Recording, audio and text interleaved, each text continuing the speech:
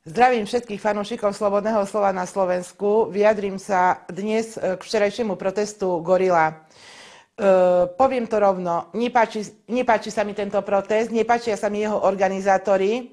Celé sa mi to zdá zmanipulované, a to z tohto dôvodu. Nepáči sa mi to, že sa tam začínajú ľudia deliť na pokojných, na arogantných a na nejakých chuligánov. Uniká tu, vážené dámy a páni, podstata celého. Všetko sa tu maskuje, ako keby sa to nechcelo, alebo zakrývalo skutočne niekde po koberec. Nechce sa to proste vyšetriť. Dnes som si pozrela tlačovku ministra Lipšica, ktorý vysvetľoval, že prečo použili vodné diela na nech slušných ľudí. On už nekonečne vydá nejaký zoznam, kto tu je slušný, kto tu je mafián, kto tu je grázel.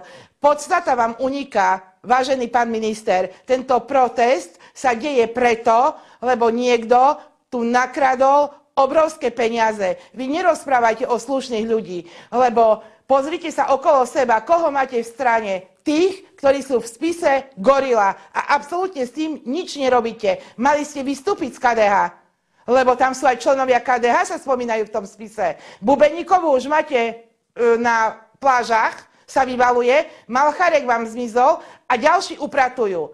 Čiže nehovorte na tlačových konferenciách to, že nejakí chuligáni alebo nejakí grázli, na ktorých ste vy použili v minusových teplotách vodné diela, že toto je normálne. Toto normálne nie je. Proste jednoducho sa tu zakrýva problém. Nepáčia sa mi ani tí organizátori, ktorí stále hovoria o nejakých protestoch, majú nejaké požiadavky, nezmyselné požiadavky, pretože chcú teda, aby voľby sa presunuli z marca na september.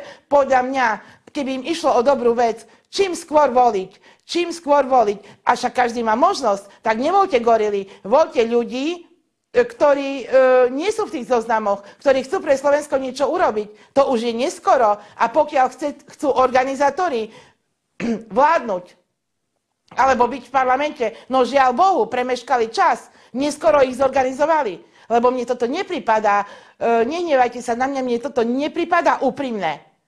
Nepripadá mi to úprimné. Ako my môžeme organizovať tých ľudí, ktorí tam protestujú? Každý má svoj názor, každý vyjadruje svoj názor inak. Veď nie sme tu stádo debilov, že každý teraz nám niekto zavelí a my budeme kričať, niekto nám zavelí, my sa otočíme, niekto nám zavelí, my budeme pochodovať. Však každý nech si protestuje po svojom. Ako čo je toto tu?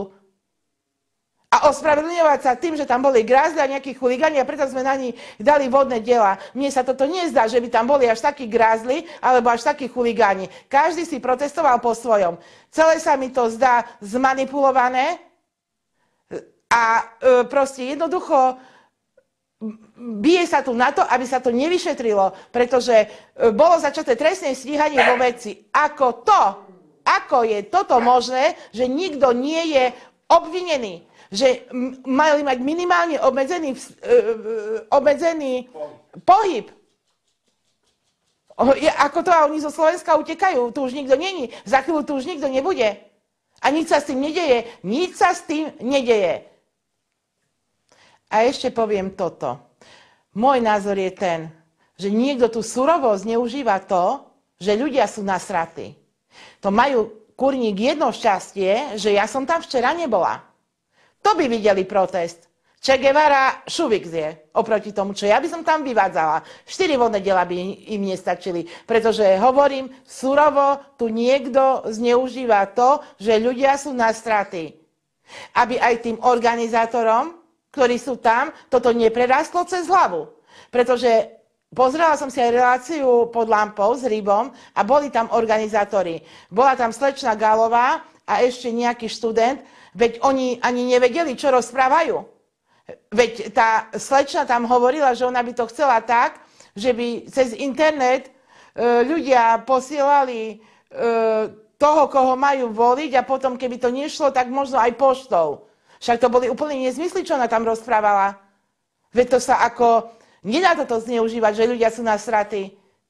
Mne to pripadá tak, ako keby tých organizátorov niekto organizoval. A ja by som, keby som mala sa na tom proteste zúčastniť, určite by som tam nestala ako druk. To by ste videli ten rachot. A kričala by som všetko, pretože toto sa mi zdá divné. Veľmi divné. Len sa nad tým zamyslíte, čím nemám ja pravdu, čo hovorím. A na záver už len jedna veta. Je normálne v demokratickej, slobodnej krajine, aby bolo vydané predbežné opatrenie na knihu, ktorá má výjsť? Je toto normálne? To nie je normálne toto.